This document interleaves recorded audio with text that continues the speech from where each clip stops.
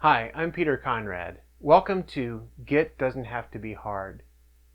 I still remember the first time an engineer explained Git to me. Hey, I'm having trouble understanding Git. Can you explain it to me? Sure. It's easy. There's your working tree, which is a directory, your staging directory, which is an index, your local repo, which is neither, and your remote repo, which isn't really your repo. So you just add changes from your working directory to your staging area, then commit the changes stored in the index to your local repo, and then if you have origin defined, you can push, which means to create a pull request. Got it? Of course, none of what he said made sense to me. He wanted to talk about staging areas, commit hashes, remotes, and all kinds of things I wasn't ready for yet. The reason Git is hard to learn boils down to three things. It's distributed, not centralized. It tracks changes, not files. And it's usually explained with a diagram like this. It doesn't have to be this way. It should be possible to explain the concepts behind Git more simply, and that's what I'm going to try to do. I'm going to show you what Git is and how it works, give you a few simple ways to work with Git, and tell you how to keep yourself out of trouble. I'll even show you how to get out of some of the most common types of trouble. I'm not going to go into advanced topics or commands. I'm not going to talk about rewriting history with rebase or all the different merge strategies. The goal for this talk is to get you up to speed on basic Git concepts and how to feel comfortable working with Git day to day. Git is a type of source control. Source control is a system for keeping track of versions and changes in your source, which can mean code, documentation, or other data. Most of the time, source control is used for keeping tabs on application code bases. But with the docs as code movement, people are using source control systems for documentation written in DITA, Markdown, restructured text, ASCII doc, and other plain text markup languages. Source control is a way to store files knowing that the files are secure, they're available, we know what's in them and when things changed. We can roll back to previous versions. We know who changed things. We can approve changes. You can use source control for any plain text format. Why plain text? Because it's easy to detect and manage changes in plain text files. There are many centralized source control systems. With centralized source control, you have a single repository representing a single source of truth. These versions of the files are legitimate. Anything else doesn't matter. If you want to make changes to a file, you check it out. While you have a file checked out, it's locked in the repository so that no one else can work on it. Once you've done your work and tested it, you check the file back in and it becomes available for other people to check out. In this way, centralized source control prevents multiple versions of the truth corrupting the repository. There's a downside here. If someone else has a file checked out, you can't work on it. Only one person can work on any given file at a time, and other people have to wait their turn. That creates a bottleneck and slows everything down. Here's another thing. Anytime anyone submits a file to the repository, it becomes a part of everyone's truth. If the file has a bug in it, everyone now has that bug. When you check something in, it's there for everyone. Strong review processes and automated testing can help. But if a bug gets through, there's no choice. Anyone who works on the project now has the bug until it's fixed. Anytime someone wants to work on the project, they have to check out and check in. With everyone checking in and out, the server ends up doing a lot of work and might start lagging. If you try to solve that problem by checking in less often, you just get less of the benefit of having source control in the first place. Worst of all, if you have a single repository that holds the truth and something happens to it, you'd better hope you have a very recent backup. Let's try to solve these problems. What if you didn't have to share? What if you didn't have to worry about other people working on files while you're trying to work on them? What if you could choose whether to accept the files that have a bug in them? What if everyone had a very recent backup of the repository all the time? What if you could have your own repository on your own machine instead? Well, You wouldn't check out files because you don't have to worry about someone else trying to work on files that are on your own computer. If no one else is editing your project, do you need a separate view of the true versions of the files? Probably not. You already have the true versions of the files. They belong to you. If you weren't locking files and no one else was working on them, would you still be interested in file versions? So instead of tracking file versions, why not get to the point and track what you're really interested in? Changes. When you edit a file, that's a change. When you create or delete a file, that's a change. You just need to know that the changes you're making are being recorded somewhere. And when you switch branches, it would be great if the files in your working directory would magically match the branch you're on. As it turns out, this is exactly how Git works. Everyone has their own complete copy of the source repository. Everyone's own repo is the source of truth. Everyone can keep their own repos in sync with a central repository, but all the source control happens locally on your own computer. With Git, all you need to do is make changes, tell Git which ones to track. This is called staging. Track them. This is called committing. When you commit your work to Git, you aren't telling Git about new versions of files. You're telling Git about a group of changes you've made since the last commit. If you edit a file, that's a change. If you add a file, that's a change. If you delete a file, that's a change. Because Git tracks changes, not files, you can take changes that happen somewhere and replay them somewhere else. I'll show you a small example of this at the end. Git doesn't just grab every change that happened, because it doesn't know which changes you intend to keep in source control. You might decide to commit at a certain point for safekeeping, but there's one file that's not really ready to go in there yet. Or there might be a file that's in your directory by mistake, or some output or something that you didn't mean to have in there. So Git gives you the opportunity to tell it which changes to commit. That's called staging. Committing is really two steps: staging, what is going in this group of changes, and committing, which is like saving to Git. A commit is a group of changes that have been saved to Git. As you go along working and committing, you end up with this history of commits. You can roll back to any commit if you need to. If you're collaborating with a larger team, it's useful to keep the main branch clean and always releasable while everyone's working. You can create your own working branch just for yourself, or a smaller team can have a long-standing branch. In either case, the concept is the same. It's a series of commits independent from main or any other branch. When it's time, those changes get merged back into the main branch, or whatever development branch your organization uses. Now you know the basic concepts: staging, committing, branching, and merging. But what does it mean to your day-to-day work? You've all done this workflow, working on your own files and saving to your own computer. This is the no source control workflow. From time to time, you'll decide you've done enough work that you want to tell Git to keep track of it. It's a little bit like saving to Git. It tells Git which changes, which work you've done, you want to track in source control. This is called a commit. In this case, I'm lumping stage and commit together. Remember, commit is saving to Git. When you commit, you have done the source control part. That's it. You have a local repository on your computer.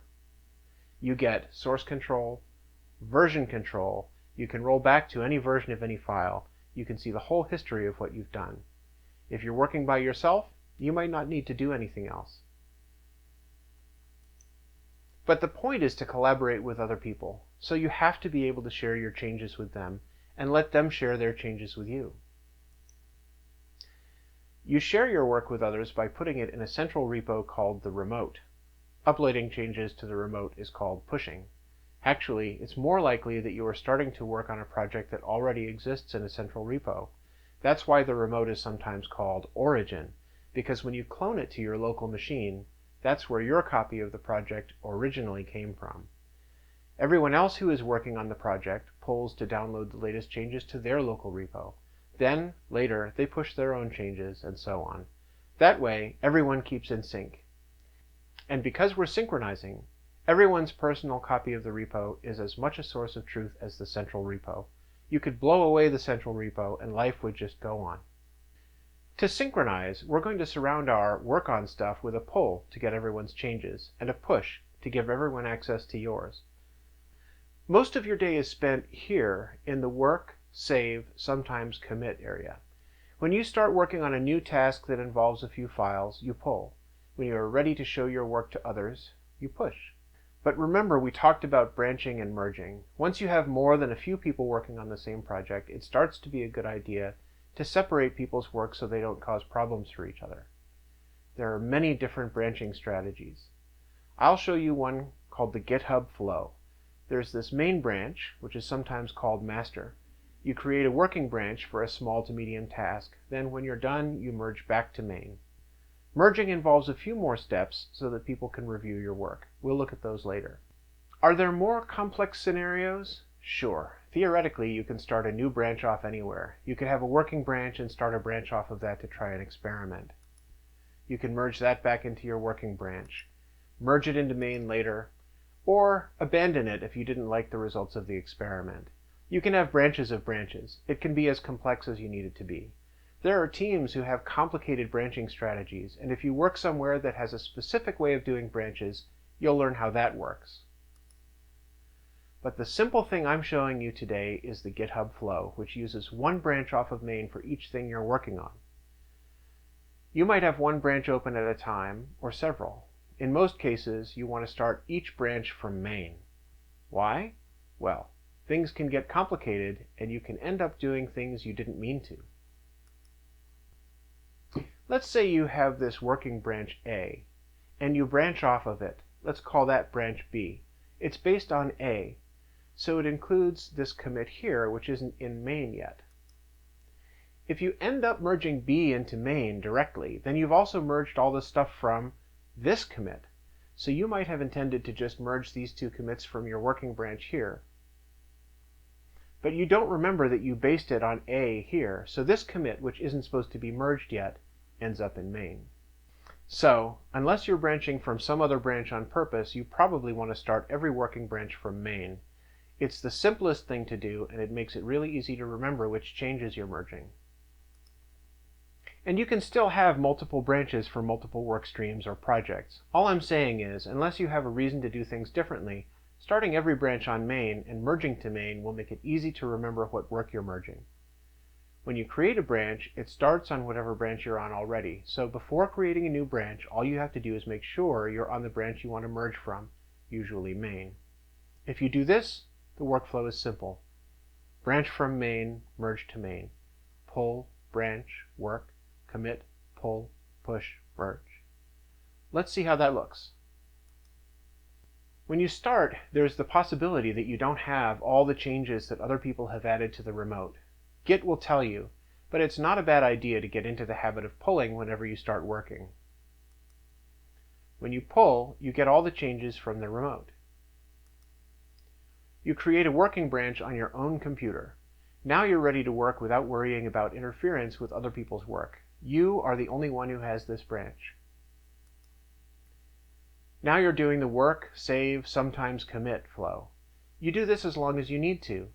Just as save happens whenever you have work you don't want to lose if your computer crashes, commit happens whenever you have a bunch of work you'd like to be able to preserve in Git. When in doubt, why not commit? It's free. Once you are ready to share your work with others, it's time to push. But what should we do first? You pull before you push.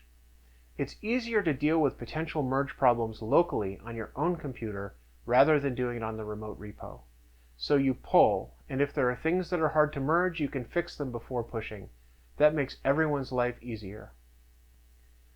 We want to push our work up where people can see it, but we're not ready to merge yet. We want people to be able to review our work before it becomes part of main.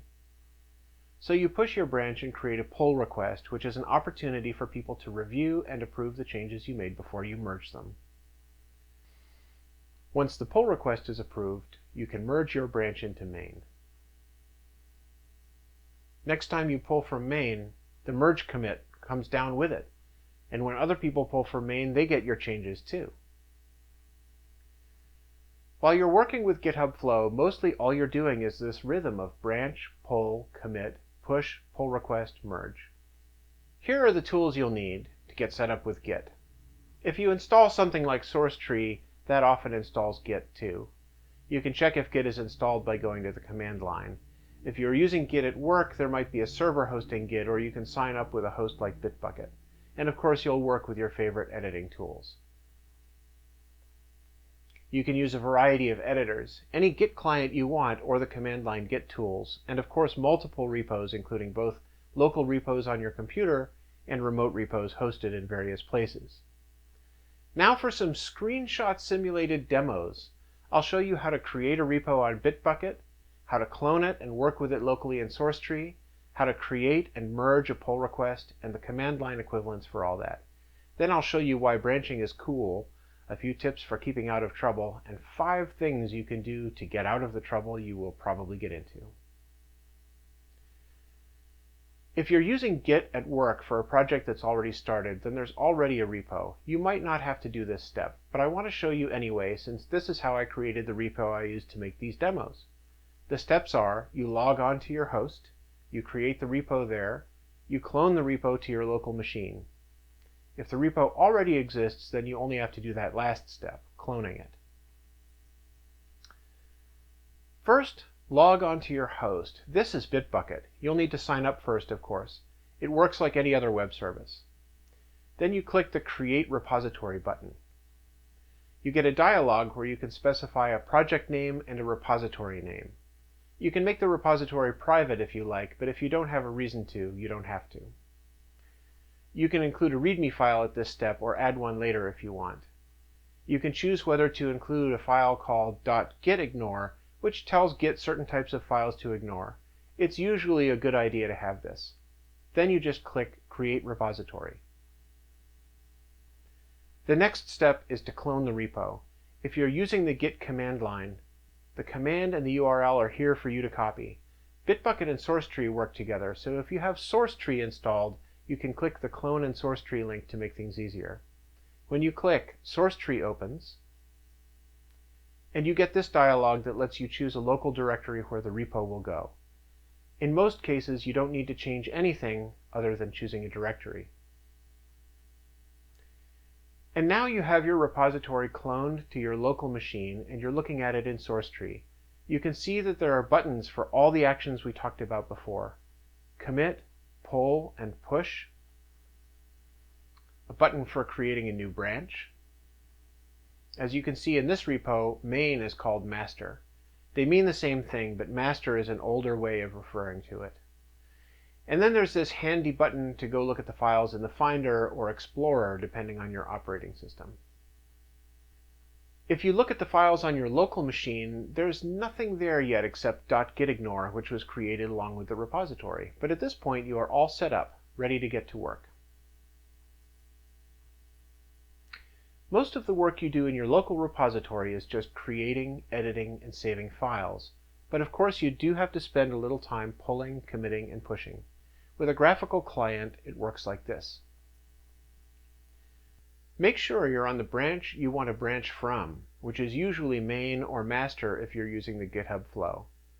Then click Pull. Right now, we know there's nothing to pull since we just created the repo from scratch, and no one else has access to it. But in general, it's a good idea to get in the habit of pulling before you branch. Click the Branch button and type a name for the new branch, then click Create Branch. You can see that the new branch shows up in the list of branches. Keep your eye on this list as you're working. It's easy to go over to another branch to check something, then forget to go back to the branch you meant to be working in. If you get mixed up, you might end up making changes in the wrong branch, which can be troublesome. You can end up shipping things before they're ready, which I have done, so be aware of what branch you're in. Now you can go to your favorite editor and start working. This could be source code, DITA, HTML, or whatever. For simplicity, I have chosen Markdown, and I'm using Ghostwriter, which is a nice, simple editor that looks good on slides. When I save the file, it shows up in Explorer as you expect.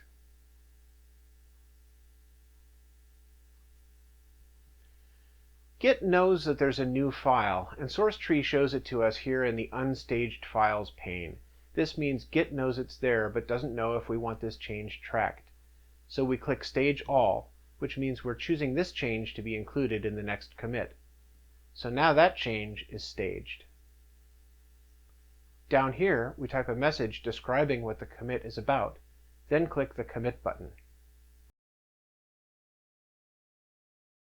Source control accomplished. We have now made a change consisting of a new file, staged and committed, which means Git has tracked that change. We can keep working and committing, and Git will keep tracking changes. You now know enough to work in isolation using Git in your local repo. Notice that there is a little number 1 next to the push button now, which means that you have one commit that you can push to the remote repo later when you want to share your changes. By the way, if you have uncommitted, staged, or unstaged changes, you can click the file to see what changed. It's very useful while you're working. You can see all the changes as you make them. This is obviously more useful when you are editing a file than when you are adding or deleting a file, because in those cases the change is just all the lines. So for this screenshot, I used a later version of the file with some changes in it. You can see the pink indicating something removed and the green indicating something added. This way of showing changes is called a diff. Once you know the basics of Git and how they work in a client like SourceTree, you will find other clients similar. This is GitHub Desktop. You can see the branch menu, the list of changes, the commit description and button, and how it displays changes. It's slightly different in a few ways, but shouldn't seem totally unfamiliar. Here is an editor called Atom, which I like very much for its extensibility. You can open a Git tab in Atom, which has all the buttons and capabilities you would expect.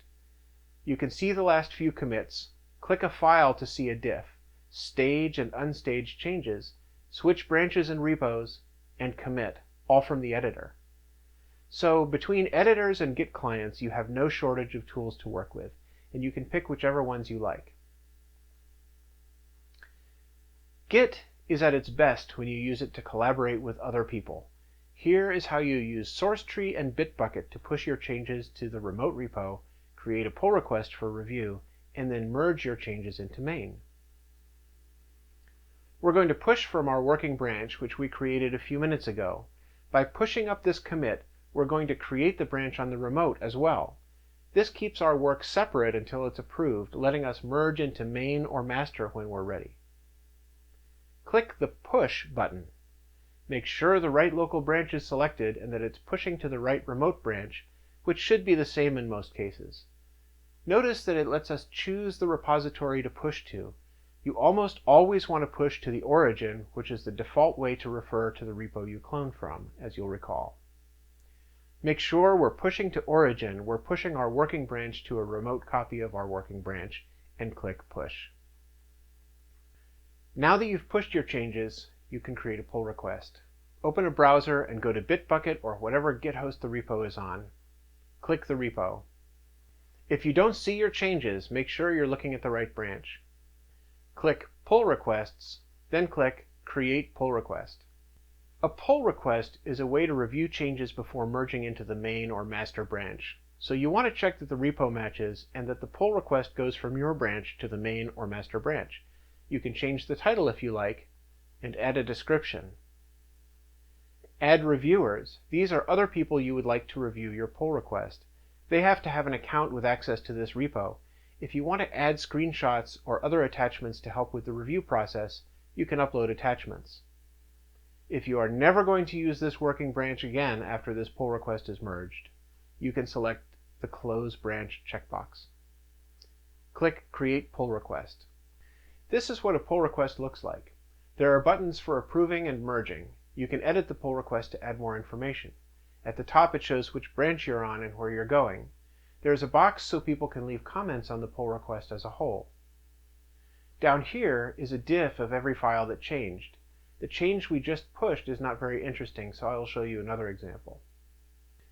Here is a diff showing a later version of the file where things have been added and removed. You can see that Git works on a line-by-line basis. Git is smart enough that if you and someone else work on different parts of the same file, it can often do all the merging for you. This is so much better than centralized source control, where you have to wait for someone else to be done with the whole file before you can work on it. If you do end up working on the same part of the same file, Git shows you exactly where the confusion is so you can take care of it. Anyway, in a pull request, you get this diff showing what has changed, and if you hover over a line like this, you get a little plus sign button. You can click it to add a comment on any specific line. So the process of submitting and reviewing a pull request lets people comment on individual lines, making suggestions, replying to each other, and getting agreement on every part of all the files in the pull request. Everyone can see all the comments. This makes it very useful for documentation. As reviewers are satisfied, they can approve. Once you have received the approvals you need, you can merge. That's the whole GitHub flow. So now you know all the basics of working with Git using a desktop client. At this point, you could go forth and work. But it's useful to know how to do these same things using the command line interface. We'll start from the point of cloning the repo. Do you remember when we created the repo and it showed this dialog with the git command and URL for cloning? Well, assuming you are starting from a repo that already exists, we need to find that URL again. If you go back to Bitbucket and click your repo again, you can see that there is a clone button. If you click that, you have the buttons for source tree and VS Code, and you also have this line for the git command line. Click the copy button to copy it. Now, to work with Git on the command line, you need to go to the command line. On macOS, it's the Terminal app. On Windows, it's the command prompt or PowerShell. I'm going to show you Linux, which also has a terminal app, but you can do this from SSH or wherever you can get a bash prompt. First, change to the directory where you want to clone the repo. Then, paste the line you copied from Bitbucket. And you can see that it downloads a bunch of stuff. Now you have a new directory with the same name as the repo. Go into that directory. To create a working branch, use git checkout-b and type the name of the new branch. Now you can edit your file using your favorite editor, Atom, Sublime, VS Code, or whatever. I'm going to use VI. I'm going to make a change to one line so that we have something to commit. There's my change. Now, if you want to see the diff, you can use the git diff command. You can see the changes line by line. This is the same thing you can see in source tree, and the same thing you can see for each file in a pull request. We've done some work, and it's time to commit. Use git status to see what's changed.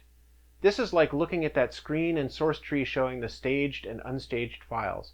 You can see we have one file that's changed, and we haven't staged it yet. So at this point, we have a choice to make. You can stage whichever files you like, then commit them. These different commands for staging are just different ways of choosing which files to include in the commit. Git add myfirstfile.md will stage only that file. Git add dot means add changes to everything in this directory. We can add all the changes to files ending in .md, or if we have a directory called images, we can add all the changes that happened in there. Notice that the command is git add, and that what we're talking about is changes, not files. But the syntax talks about files because it's the most convenient way for us to think about changes.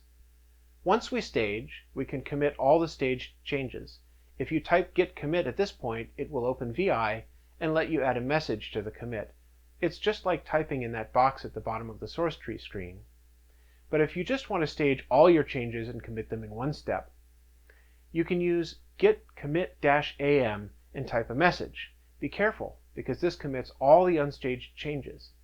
So make sure that's what you want to do. But if you're sure, it's very convenient.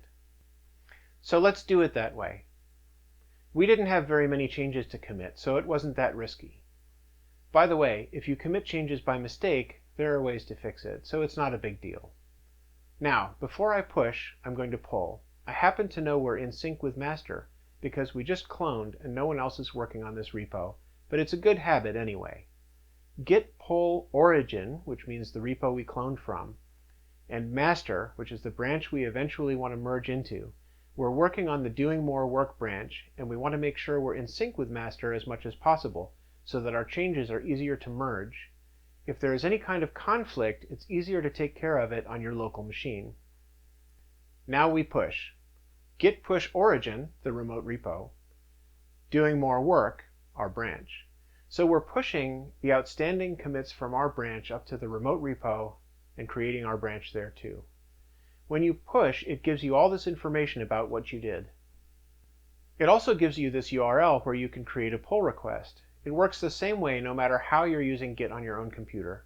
Go to a browser, open Bitbucket or whatever Git host you're on, create pull request, add reviewers, and so on. So now you know how to use Git from both the command line and a graphical client, how to commit changes on your own local repo, how to push and pull to keep in sync, how to branch to keep your work separate from other people's work, and how to create, review, and approve pull requests. I want to show you why branching in particular is so cool. Let's say we're on main or master. We're getting ready to work. First thing we do is pull to make sure we have the latest changes. Let's create a new branch to do some work. We'll call it Branches Are Cool. We open our file. Right now the file looks the same as it does in master. Let's change that. Now we have a version of this file that exists only in our new branch. Let's create another file. We save it.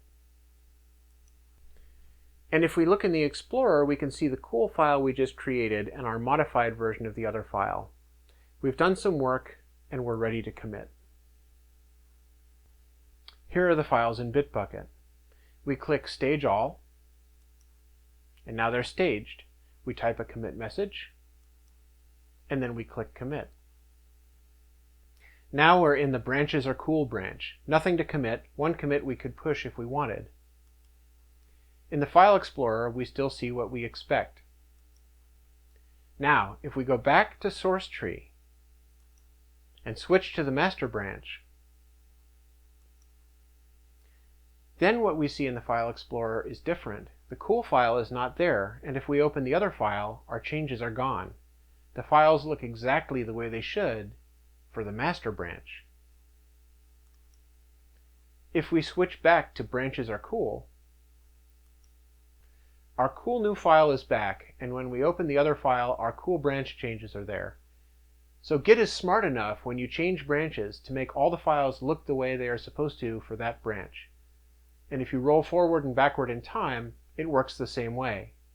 When you change branches, commit, or move around in your commit history, Git is just pointing to whatever set of changes you ask it to, and then applying them to the files and folders in your local repo.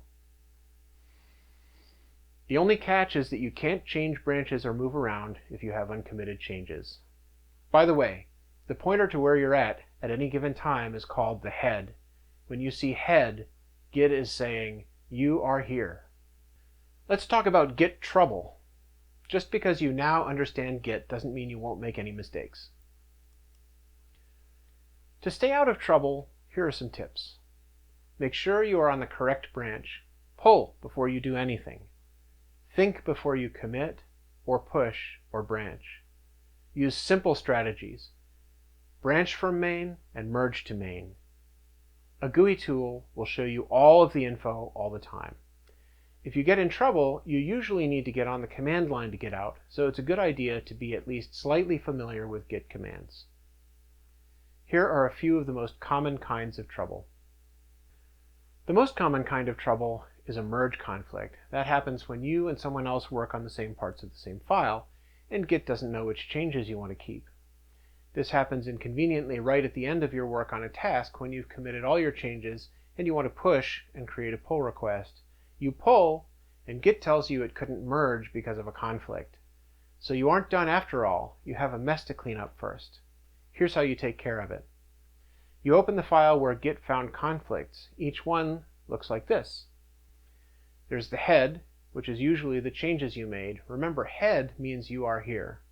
Then there's a separator, and then the changes someone else made, followed by the number that identifies the commit where those changes were made. All you have to do is go through the file looking for all of the conflicts and delete everything that doesn't belong. Talk to the other person, of course. For each conflict, you just delete this line that says head, delete one of the two changes, delete the separator, delete the other line with the big number, and you're left with one version of the changes. Poof! No conflict. track down all of the conflicts, recommit, and try again. You've edited a file in the wrong branch. What you'd like to be able to do is undo those changes, switch branches, then redo them. Actually, it would be even better to lift those changes off of the wrong branch, laying them gently on top of the branch you meant to be in. Fortunately, Git provides a command called stash that does exactly that. A stash is a stack where you can put changes without committing them. Assuming you are in the wrong branch and haven't committed your changes, it's as simple as git stash, go to the branch you meant to be working in, and then git stash pop. Git stash puts the changes on the stash, and git stash pop pops them off and puts them back in your working directory, which just means the files you're working on. Or you're on the right branch, but you made some edits unintentionally. You opened a file to look at it, but then your cat walked across the keyboard. You're not sure what was added or deleted. You just want to go back to the way things were at the last commit. For this, use checkout. It's not just for switching branches. Make sure you're in the right directory. Use git status to check what branch you're on and what changes Git knows about. The output of the git status command tells you how to use git checkout to discard changes. You've made a bunch of changes to a bunch of files, and you used git add dot to add everything. Then you realize that you didn't want all the files staged for commit. There's this don't commit this file that you don't want in there. Use git status to see what files were accidentally staged. The output from the git status command shows you how to use git reset to unstage the files that you don't want to be part of the commit. But what if you used git commit-am and you staged and committed files you didn't want to? You can uncommit your changes so long as you haven't also pushed them. Git reset head ~~ soft means go back to the way things were one commit ago, but don't throw away the changes. You can recommit the changes later if you like. This is really useful if you committed on the wrong branch. You can uncommit, then use git stash to move the changes to the branch where you want them, then commit again.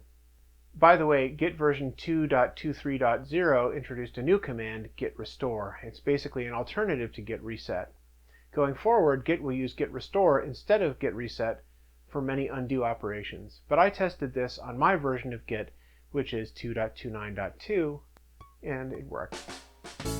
I hope that now this diagram makes a little more sense to you. You can see why there might be a conflict here.